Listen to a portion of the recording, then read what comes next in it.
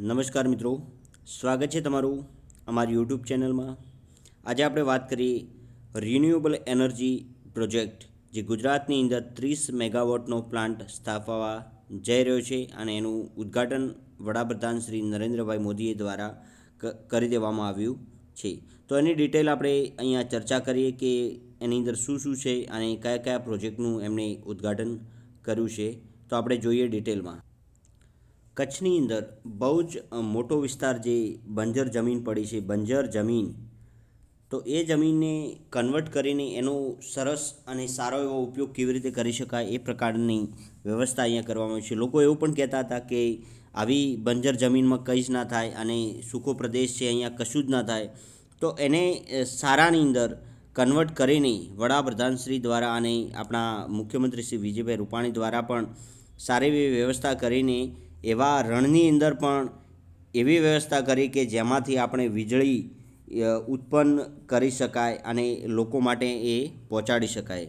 તો એ પ્રકારની વ્યવસ્થા કરીને સરસ મજાનો પ્રોજેક્ટ ત્યાં સ્થાપવા આપણે જઈ રહ્યા છીએ।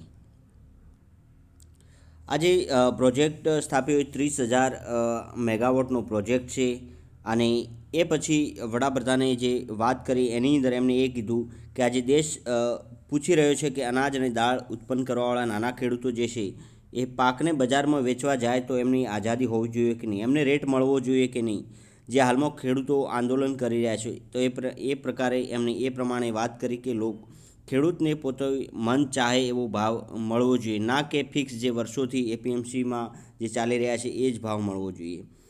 પછી એમણે કચ્છમાં ન્યૂ એનર્જી, ન્યૂ ટેકનોલોજી પ્રકારનો 3 પ્રોજેક્ટનો શિલાન્યાસ કર્યો। કચ્છમાં વિકાસના નયા આયામો સ્થાપવા માટે વાત કરી।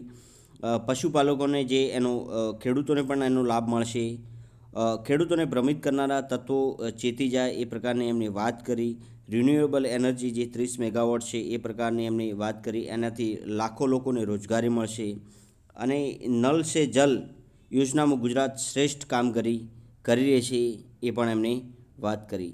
મુખ્યમંત્રી શ્રી વિજયભાઈ રૂપાણી દ્વારા શું કહેવામાં આવ્યું હતું, તો એમણે પણ વાત કરી કે ઉદ્યોગ, વ્યાપાર અને પ્રવાસના સમન્વય સમા કચ્છે વિકાસની નવી ઊંચાઈ પ્રસ્થાપિત કરાશે અને ગુજરાત જે છે એ રિન્યુએબલ એનર્જી ક્ષેત્રે અનોખું સ્થાન બનાવી રહ્યું છે।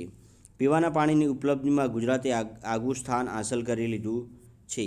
આ પ્રકારની મુખ્યમંત્રીશ્રી અને વડાપ્રધાનશ્રી દ્વારા વાત કરી અને એને સારામાં સારી વ્યવસ્થા લોકોને મળે અને ખેડૂતને પણ એનો લાભ મળે, લોકોને એને વીજળીનો લાભ મળે।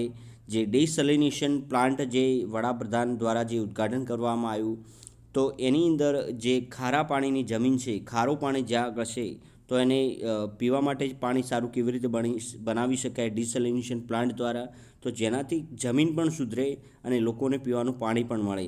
તો બહુ જ સરસ મજાની અને સરસ કામગીરી કરી છે અને સરસ પ્રોજેક્ટ પણ લાવ્યા છે અને એ બદલ વડાપ્રધાનશ્રી અને મુખ્યમંત્રીશ્રીનો ખૂબ ખૂબ આભાર અને થેન્ક યુ ફ્રેન્ડ્સ।